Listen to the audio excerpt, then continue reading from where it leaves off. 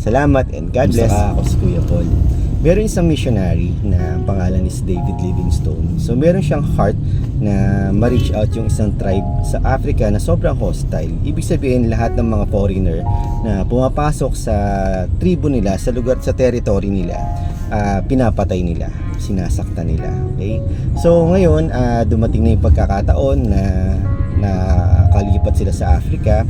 And then malapit do sa lugar ng tribo na gusto niyang ma-reach out ng gospel ng ating Panginoon. So to make the long story short, nakarating yung balita doon sa chief o doon sa leader ng tribe na si David at ang kanyang grupo ay pupunta sa lugar nila. At syempre nagalit yung chief at nagpadala siya ng mensahe dito kaya sa grupo nila David. Ang mensahe ay bukas pupunta kami sa lugar ninyo at papatayin namin kayo lahat. Wala kaming ititira sa inyo. So yun ang mensahe ng chief, no? So syempre bilang tatay, bilang asawa, natakot itong si David Livingstone at grabe yung prayer niya sa Panginoon. At alam niyo ba nangyari kinabukasan? Walang dumating na tribo. Okay? Walang dumating, so lahat sila ay naging ligtas. So anong nangyari, after ilang panahon, na-reach out nila itong tribo na to.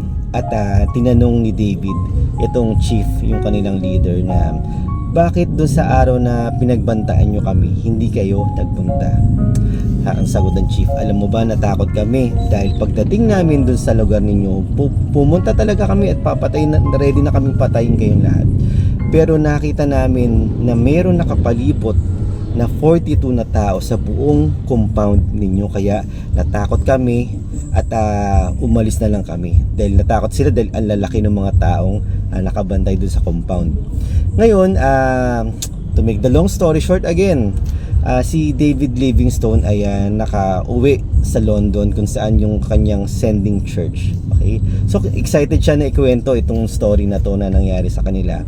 At habang nakikinig si pastor, yung kanilang pastor at yung kanilang secretary, yung secretary ay dali-daling pumunta sa opisina nila at hinanap niya kaagad yung diary nila ng church diary.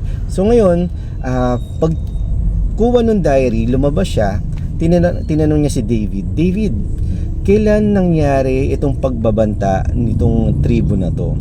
At binigay ni David yung date at nagulat itong secretary nung nakita niya ito rin yung date kung saan meron silang prayer meeting, nagpe-pray sila na ipinagpe-pray nila yung kaligtasan nitong sila David Livingstone, na wala silang kalam-alam na may banta na pala sa kanilang buhay. At alam mo ba kung ilan silang nananalangin?